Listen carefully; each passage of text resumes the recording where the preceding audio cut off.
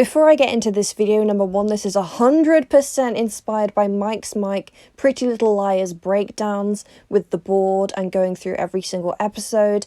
Total dedication on his behalf, and I decided to take that idea and apply it to my own favourite C-drama, Story of Yanxi Palace. Story of Yanxi Palace was first aired in 2018, breaking records. It was streamed more than 15 billion times on China's version of Netflix, iQIYI, and became the most watched online drama in China for 39 consecutive days. It was the most Googled show on Earth in 2018. However, in January 2019, it was taken off air. It was listed as having a negative impact on Chinese society, such as propagating a luxurious and hedonistic lifestyle, encouraging admiration for imperial life, and a glorification of emperors overshadowing the heroes of today. And it's one of my favourite C-dramas ever, which is unfortunate for those who can no longer watch it in mainland China. But I'm going to go over the show and talk about why it's so bloody brilliant. But first, I feel like I need to contextualize it for people who aren't familiar with Chinese history. So I'm just going to do a short, in a nutshell, explanation of the Qing dynasty. More specifically, Qing dynasty courts and harem structure. Concubines were considered legitimate wives of a man. In theory, a man could have as many wives as he could afford to keep.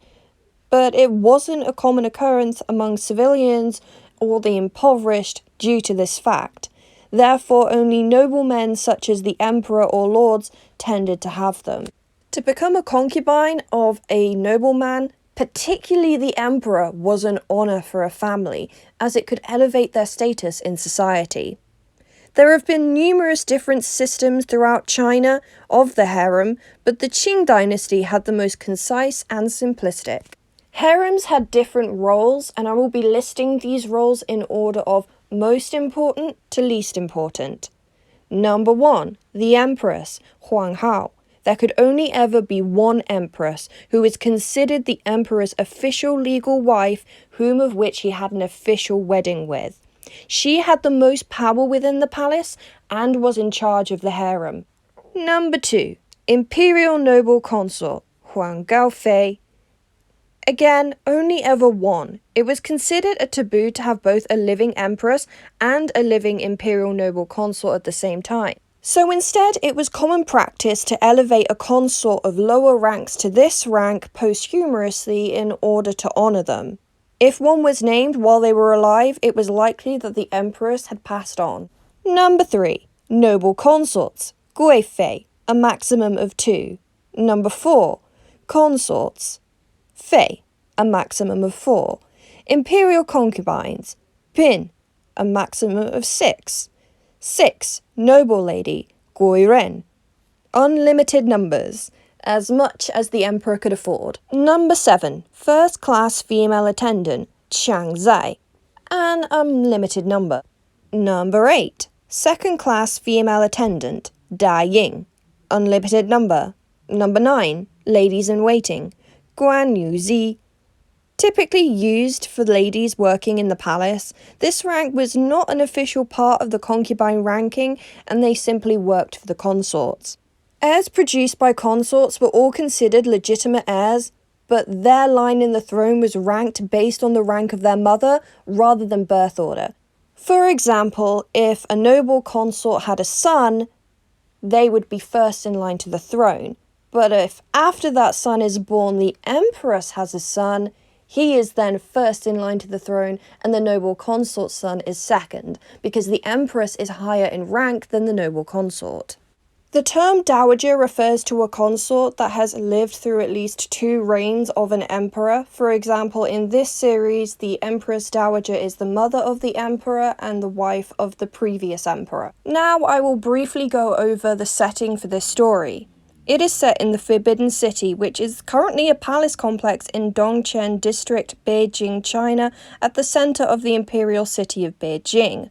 It was constructed from 1406 to 1420 and was the former Chinese imperial palace and winter residence of the Emperor of China from the Ming dynasty to the end of the Qing dynasty. The Forbidden City served as the home of Chinese emperors and their households and was the ceremonial and political center of the Chinese government for over 500 years. In 1987, it was declared a World Heritage Site. In regards to the harem, there are three main palaces that will crop up quite frequently at the beginning and middle of the series. Changchun Palace, where the Empress lives, Chusha Palace, where a noble consort lives, and Chungqian Palace, where a consort lives. And don't worry, you'll learn about those in a minute. So let's dive into episode 1 with all of that background brief information out of the way. The year is 1741, February 2nd. Wei Yingluo enters the Forbidden City to become an embroidery maid. She's escorted with the other embroidery maids-to-be by Aunt Feng. Yingluo has an ulterior motive for wanting to become an embroidery maid. Prior to the events of the series, her elder sister Yingnin was rumoured to have had an affair with a palace guard, which is a massive taboo, thereafter bringing shame on her family and yeeting herself. But Yingluo does not believe that this is the case. She instead believes that a palace guard violated her sister before yeeting her, and she wants to find out who is responsible. She arrives on a prestigious day. It is the consort hall selection. Young girls of high backgrounds, from the daughters of bannermen to the granddaughters of ministers, have already undertaken several tests to see if they are ready for this, and now those who have passed those tests will meet the emperor in person and be selected or rejected by him. The palace maids-to-be pass by a group of potential consorts, and unfortunately one of them, Jia Xiang, spills water all over one of the potential consort's shoes. The potential consort, Lady Wuya, is enraged that her shoes have been dirtied and begins to step on Jia Xiang's hand. Yingluo intervenes by telling the Lady Wuya that it wouldn't be good to spill blood on the day of a hall selection. As well as this, she places rose flower pollen inside the sole of her shoes, which have a lotus carving on the bottom. So every time she took a step, a pollen imprint in the shape of a lotus would be on the floor. Yingluo tells Lady Wuya that Pan Fei, an emperor's wife, was said to have walked like a lotus floating on water, and this was paying homage to her and would bring her good luck in the selection, as Pan Fei was a well-loved wife of the emperor. This pacifies Lady Wuya, and she lets Jia Xiang go. Over at Changsheng Palace, a personal servant of the Empress Minyu tells the Empress Fu Kerongying, who, by the way, is a goddess. Look how stunning she is. Okay, I'll stop.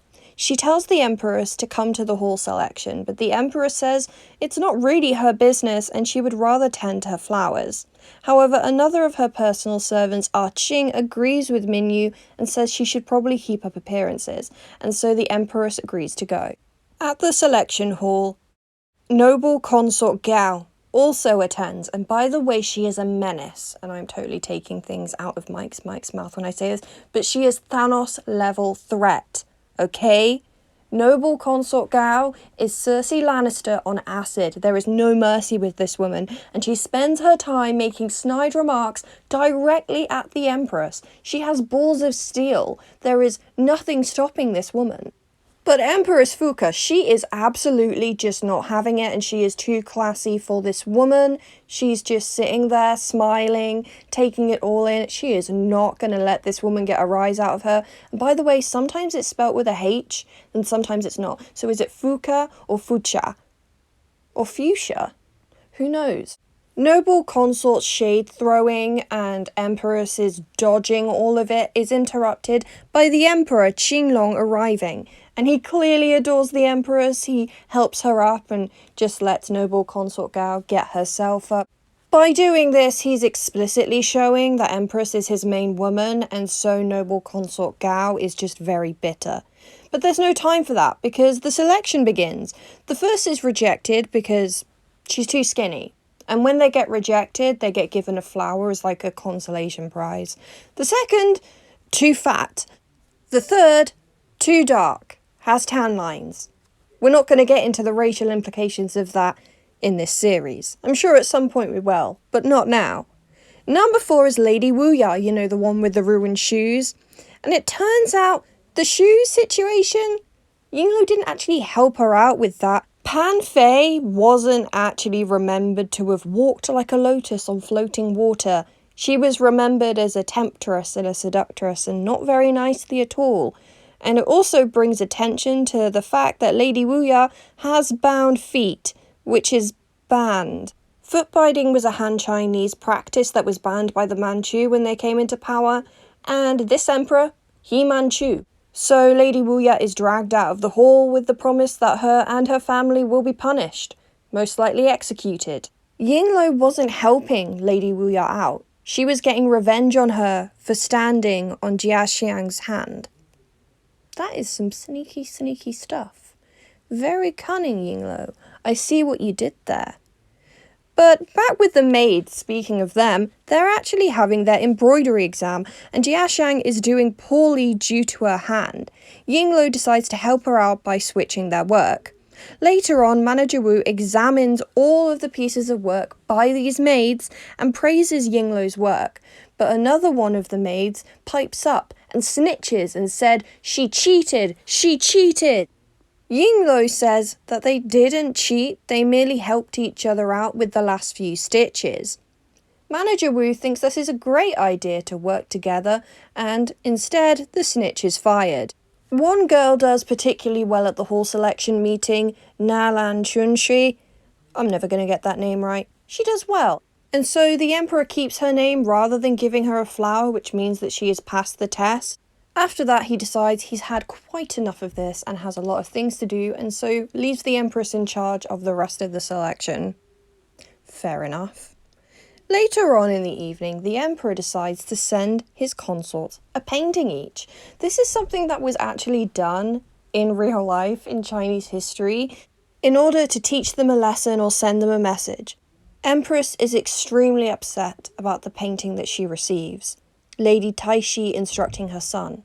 Ah Qing explains to Mingyu that Empress has been severely depressed due to the loss of her son Yonglan 3 years prior, and has since distanced herself from the Emperor, and this painting is to remind Empress of her duty to the country and to him despite the loss. Noble Consort Gao is enraged by her painting because it is Lady Xiling and her silkworms. She believes that the painting is telling her to be more diligent and is a warning against her spicy behaviour towards the Empress. But when Lady Jia comes to visit her at Chusha Palace, she tells Noble Consort Gao not to worry because many of the palaces have received the paintings. At Chungqiang Palace, Consort Xian also gets one, and her mother lectures her about her lack of ambition because she's only a consort after all this time and hasn't reached a higher rank. She wants her to ask the Emperor for a promotion, but Consort Xian dismisses her. Curious, Manager Li asks the Emperor about the paintings, and the Emperor says that he sent them as he thinks his consorts are too idle, and also it will buy him a few days of peace and quiet, making it a trick against his consorts. They'll be spending too much time worrying about what the paintings mean and how they can change themselves to get the favour of the Emperor that they won't bother him, which is kind of ingenious. Noble Consort Gao calls a consort meeting to kiki with all the other consorts in the palace. However, Consort Chun has a cold and isn't in attendance, and Lady Yi says that Lady Yu is also unwell. Noble Consort Gao warns them all that new concubines will be entering soon and may surpass them if they don't buck their ideas up before Manager Li arrives and breaks up the meeting. And that's where we leave off for episode 1 of Story of Yanxi Palace. A lot of them do end on like cliffhangers, so it's hard to know really when to split them into parts. What I will probably do is group them into 15 to 20 episodes and cover 15 to 20 episodes per part of the series, ending up with about 5 parts in total. I hope you guys have a grasp on the premise and some of the systems in place, as well as the main players that we have so far. There will be a few more characters introduced here and there, that will be main players. A lot of the servants I think I'm just going to call a servant of, because otherwise it's way too many people to try and remember. And I hope I will see you in the next video, where I believe we will be covering episode 2 to 15. That's a lot. I'll see you guys in the next one. Bye.